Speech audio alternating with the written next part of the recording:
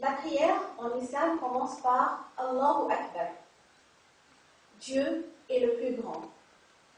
Et ceci nous rappelle qu'aussi grand qu'on puisse être, aussi puissant qu'on puisse être, aussi riche qu'on puisse être, on est très petit devant la grandeur de notre Créateur.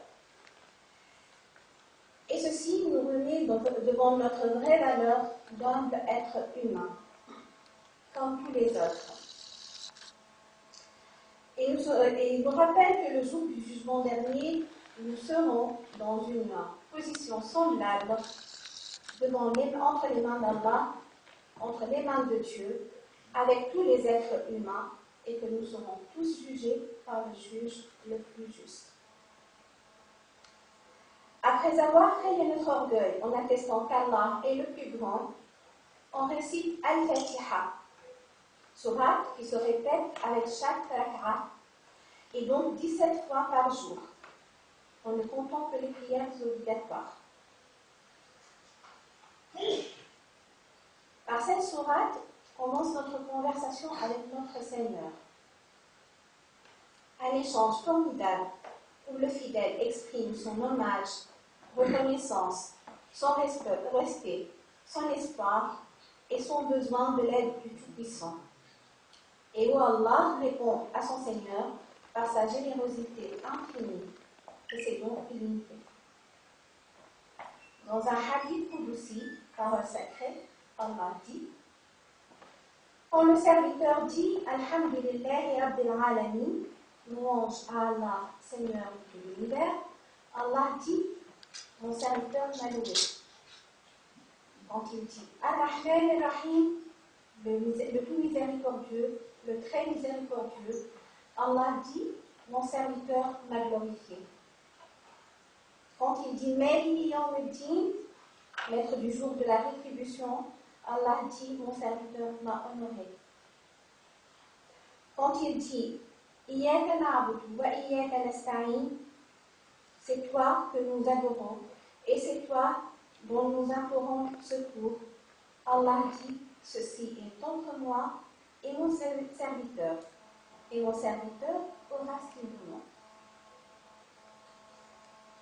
Quand il dit Ihdina as-sirata al-mustaqim, sirata alladhina an'amta alayhim, ghayri al-maghdubi alayhim wa lad-dallin, guide-nous dans le droit chemin, le chemin de ceux que tu as comblés de faveur, non pas de ceux qui ont couru ta colère, ni des égarés.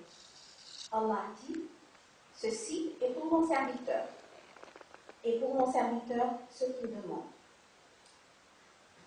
Et c'est au Fatiha. Et ça se répète avec chaque rak'a dans chaque prière, donc en tout 17 fois par jour. Après Al-Fatiha et quelques autres sourates du Coran, le musulman s'incline en signe de gratitude envers son Seigneur. Sachant qu'en islam, l'homme n'a pas le droit de s'incliner à une autre personne. Il n'est pas permis de s'incliner devant qui d'autre que ce soit. Et, merci à Allah pour cette interdiction. Personnellement, je ne l'aurais pas accepté, je n'aurais pas accepté de m'incliner à une autre personne, à un autre humain comme moi. Mais pour Allah, je m'incline avec amour et adoration. Après l'inclinaison, il y a un geste d'adoration et de soumission totale au tout miséricordieux, au tout puissant, la prosternation. Pour moi, dans ma prière, c'est un moment exceptionnel de sincérité et de dévouement. Prosternée, je me coupe complètement du monde extérieur pour me remettre à mon Créateur. Moment où je me sens le plus proche de lui, sans frontières entre moi et lui, sans barrière. Un sentiment très fort, particulièrement en période de grand chagrin, quand j'ai besoin de soutien, quand j'ai besoin d'être rassurée que je ne suis pas abandonnée, que la protection divine me comble, quand j'ai besoin de paix de ma conscience et de mon âme, quand j'ai besoin de me ressourcer, tel un petit enfant chagriné et angoissé qui cache sa tête dans la poitrine de sa maman, cherchant refuge et réconfort. Allah, le tout miséricordieux, n'a-t-il pas dit Bismillah ar-Rahman ar-Rahim Wasta'inu bis-sabri was-salat. Sadaqallahu al-azim. Et cherchez secours dans l'endurance et la prière. Et notre prophète, Muhammad sallallahu alayhi wa sallam, a dit Ô Bilal, il disait, Ô Bilal, appelle à la prière, soulage-nous, réconforte-nous. Et c'est durant ce moment fort de prosternation que les invocations, que les demandes sont le plus exaucées.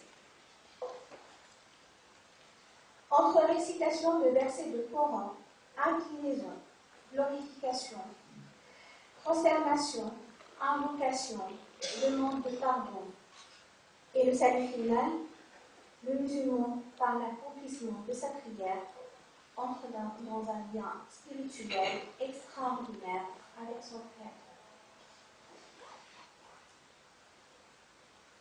Je vais parler un peu des mérites de la prière. Un musulman prie sans demander pourquoi il prie, il prie parce que Allah le lui a ordonné, mais il y a des mérites pour la prière. Cette première prière du matin, première prière de la journée terminée, le musulman revient à la vie courante, sociale, professionnelle et matérielle, tout en sachant que dans quelques petites heures, ce rendez-vous sacré avec son Créateur va se renouveler, avec la prière de Bob vers midi. Et donc, ça maintient sa vigilance éveillée pour ne pas désobéir à celui avec qui il a ce rendez-vous sacré et solennel. Et lui aide à ne pas commettre des actes qui lui feront honte face à son Créateur. Allah dit, Bismillah ar-Rahman ar-Rahim, Utlu ma uhiya ilayka min al-kitabi wa aqim as-salat, inna as-salata tanha 'anil fahsha'i wal munkar. Sadaqallahu al-azim. Al-Ankabut. Récite ce qui t'est révélé du livre et accomplis la prière. En vérité, la prière préserve de la turpitude et du blâmable. وفي حديث القدسي dans des paroles sacrées, Allah a dit إنما أتقبل الصلاة ممن تواضع بها لعظمتي ولم يستطل على خلقي ولم يبت مصرا على معصيتي وقطع نهاره في ذكري ورحم المسكين وابن السبيل والأرملة ورحم المصاب. Je n'accepte la prière que de celui qui fait preuve d'humilité devant ma toute-puissance, qui n'est pas arrogant envers mes créatures, qui ne s'endort pas avec la détermination de me désobéir, qui passe sa journée à me mentionner et qui est compatissant envers le pauvre, le nécessiteux, la veuve et l'homme éprouvé. Rapporté par Al-Bazar. 5 fois par jour, ce rendez-vous se renouvelle. 5 occasions par jour où le fidèle demande pardon à son Seigneur. 17 fois par jour, le fidèle récite Al-Fatiha, où il implore Allah de le guider sur le droit chemin. Je vais finir par un hadith du prophète, sallallahu alayhi wa sallam, où il a dit « Que pensez-vous d'une rivière qui coulerait devant la porte de l'un d'entre vous et dans laquelle il se baignerait 5 fois par jour? Resterait-il une saleté sur lui ?» Les compagnons lui ont répondu que non. Alors le prophète sallallahu alayhi wa sallam a dit « Il en est de même avec les 5 prières. Par elles, Allah efface les péchés humains.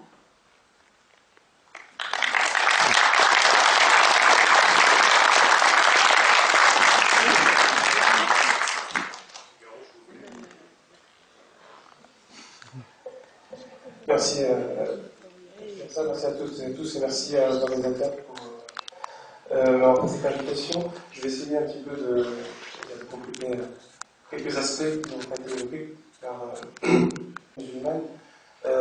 Déjà, effectivement, par rapport à ce que j'ai pu entendre la minute par rapport à la question de la notion de prière, déjà, en fait, il faut savoir que nous avons en islam en fait, deux manières de définir la prière en tant que telle. Disons plutôt qu'il y a deux situations où on peut parler de prière, mais elle ne représente pas la même réalité. Nous avons la prière de manière générale, son sens global. Je pourrais presque vous dire que d'un point de vue strictement islamique, le moment dans lequel je me trouve actuellement est un moment de prière. C'est-à-dire c'est un moment où je suis dans une sorte de purification à la fois corporelle et spirituelle, mais en même temps dans une démarche qui se tourne vers le divin. C'est la prière de manière générale, celle qu'on appelle la grande adoration, où Dieu dit dans le Coran, je n'ai créé les êtres humains que pour qu'ils m'adorent. Alors, je ne les ai créés que pour mon adoration. Donc c'est une situation de perpétuelle adoration, je dirais. Mais de l'autre côté, il y a donc cette prière de manière générale, qui elle-même mérite d'être définie, mais il y a ensuite la prière, qui vient d'être évoquée à l'instant, justement, la prière rituelle, où on dit la prière canonique, ou même de manière un peu, on va faire un peu terminologique, la salat, ce qu'on appelle la salat. Vous allez comprendre pourquoi je vais un peu rester sur le terme arabe, même si c'est pas pour s'enfermer dans une langue, ce sera plutôt pour comprendre justement ce que ce terme et ce mot évoquent. C'est qu'en fait, justement, la salat, ce terme a comme racine en langue arabe le terme de sila, donc c'est, on va dire, un peu l'équivalent en français, vous avez la lettre S, la lettre L, et on va dire la lettre T, ou plutôt une sorte de lettre inspirée. Ces trois lettres-là, parce que vous savez qu'en langue sémitique, justement, la base trilitaire est très importante. Les mots ont une base trilitaire. Comme pour livre, c'est KTB, Kitab, pour dire livre. C'est pareil pour à peu près tous les mots. Le terme de sila, justement, c'est qu'en fait, il veut dire lien. Il exprime l'idée d'un lien. D'ailleurs, le terme est utilisé dans le Coran et utilisé dans la langue arabe, de l'époque même du prophète de l'islam, jusqu'à même avant, pour évoquer le lien de famille, le lien de parenté. On dit d'ailleurs jusqu'aujourd'hui, même en islam, on dit qu'il faut préserver silatul rahim, les liens de filiation, les liens de parenté. C'est extrêmement important. Et justement, et c'est là qu'effectivement nous avons découvert, dans la révélation coranique, pour le contexte arabe, un terme qui n'était pas forcément très répandu, c'était le terme de salat. Le fait de faire un lien. Salat, ça veut dire même un grand lien, un lien qui nous dépasse. Mais en plus, vous avez l'idée en fait que le lien, ce lien-là en particulier, est un lien qui s'exprime avec le divin, qui ne se réalise qu'avec le Créateur.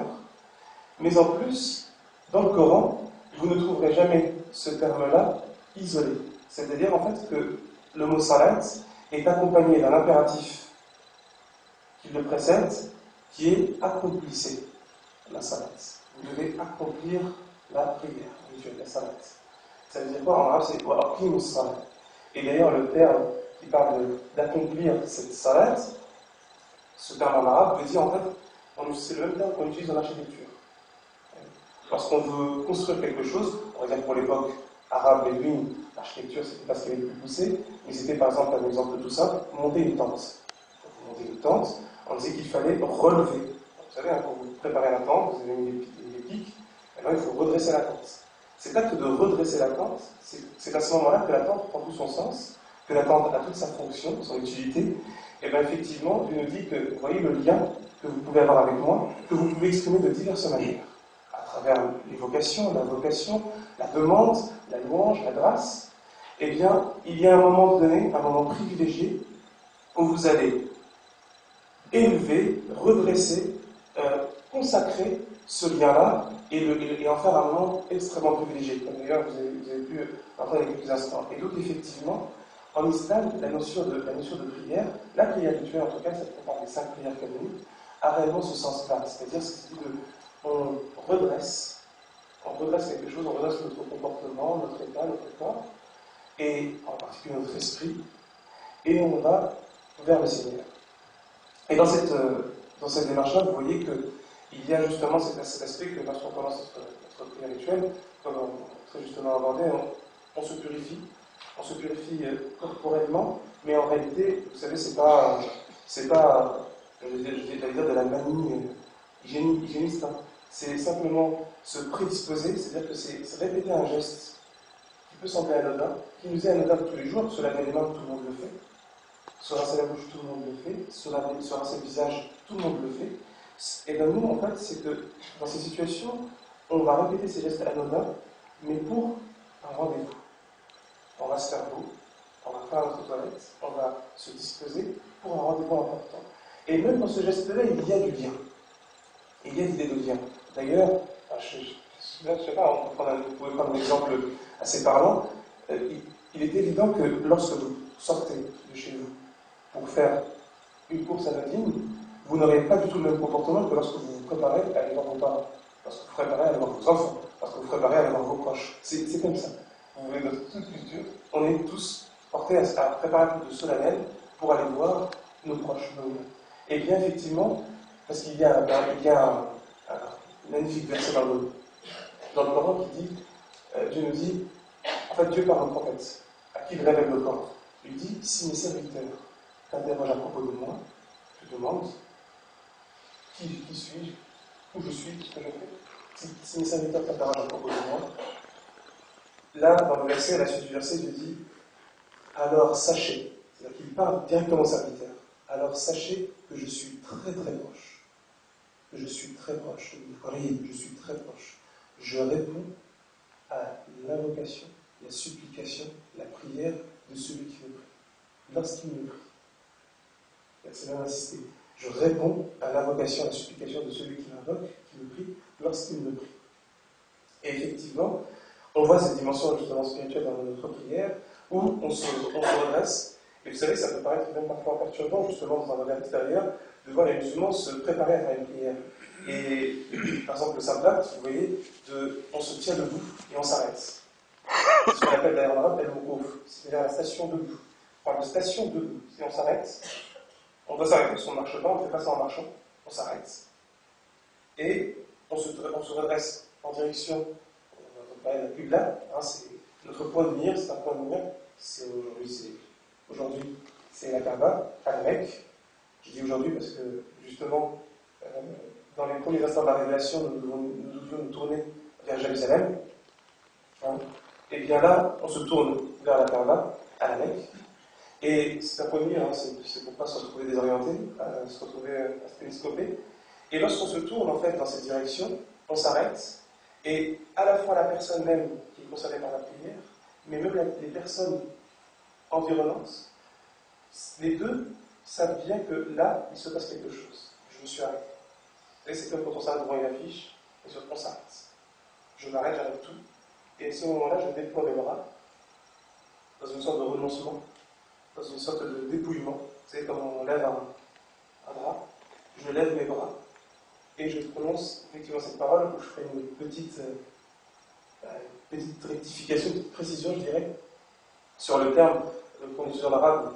Malheureusement, vous avez tous entendu dans diverses occasions, Allah Akbar. Hein. Malheureusement, pas forcément toujours dans les bonnes occasions, hein, c'est sûr, c'est un terme qui est lui-même médiatique. Eh bien, en fait, ce terme-là ne veut pas dire Dieu est le plus grand, en réalité, car la langue est très précise, extrêmement précise. En fait, parce que si on aurait voulu dire Dieu est plus grand, on aurait utilisé une autre formulation. En fait, ça veut simplement dire Dieu est grand. Ou pardon, Dieu est plus grand. Dieu est plus grand. Allah Akbar. Dieu est plus grand. Parce que lorsque vous dites Dieu est le plus grand, vous comparez. Et on ne compare pas l'incomparable. On ne peut pas comparer le créateur des cieux et de la terre. Or, lorsqu'on dit Dieu est plus grand, ça veut dire qu'en effet, le créateur des mondes est plus grand que tous les mondes. Et ce qu'il contient, et ce qu'il recèle. Et c'est à ce moment-là, effectivement, lorsqu'on dresse le bras et qu'on dit Dieu est plus grand que tout. Dieu est plus grand que moi, mais Dieu est plus grand que mes problèmes, Dieu est plus grand que mes préoccupations, Dieu est plus grand que mes capacités, Dieu est plus grand que mon intelligence. Et je rentre dans cette paix. Je rentre dans cette intimité. Et effectivement, je ne reviendrai pas sur chaque geste, de dire simplement que nous avons en fait cette idée d'accomplissement qui se vit comme un parachèvement. En fait. C'est-à-dire qu'on considère que, vous voyez, on a 5 moments. 5 moments dans la prière, 5 instants dans la journée, Ces 5 instants, lorsqu'on fait rapidement un savant calcul, on constate que, vous savez, une prière rituelle en islam dure à peu près 5 à 10 minutes, grosso modo. On fait par 5, c'est à peu près entre 25 à 50 minutes. On va arrondir ça synthétiquement une heure. Eh bien, on a un peu cette, vous savez, comme la folie des maths, depuis très longtemps, chez les Arabes, justement. Et on constate en fait que sur 24 heures, alors que Dieu dit qu'il nous a créés pour l'adorer, nous constatons que dans notre journée, notre quotidien, nos 24 heures, nous n'avons que 1 heure qui sont strictement consacrées par l'apparence. Et on constate quoi? On constate que ces fameuses heures, en fait, représentent 2% de nos jours. Une magnifique étude, je vous invite à regarder une étude de l'INSEE sur les temps consacrés dans les tâches domestiques au quotidien, le temps de transport, le temps de toilette, le temps de manger. Vous verrez qu'on a une partie qui fait 30%, c'est sûr que c'est affolant de savoir à quoi on la consacre, quoi qu'il en soit. On se retrouve avec 2% de notre temps qui sont mobilisés pour cette prière. Et on dit effectivement qu'il suffit de peu pour provoquer du changement. Il suffit de peu pour provoquer du mouvement. Il suffit de peu pour diriger quelque chose et projeter quelque chose. Il y a même une règle, vous savez, en leadership, comme on dit, c'est souvent 2% de personnes, 2% d'une idée, 2% d'un accord, qui arrivent à faire bouger quelque chose. Et on considère effectivement le stade que ce 2%-là doivent nous changer. C'est un changement quotidien. C'est un changement de chaque instant. Et ce qui est intéressant justement dans le mouvement, je vais parler à un moment pour la prière juive, le fameux mouvement de Lance, parce que justement il y a une évocation coranique qui parle en fait de la prière juive et où Dieu dit au peuple d'Israël, accomplis la prière et acquitte-toi de la charité et incline-toi avec ceux qui s'inclinent.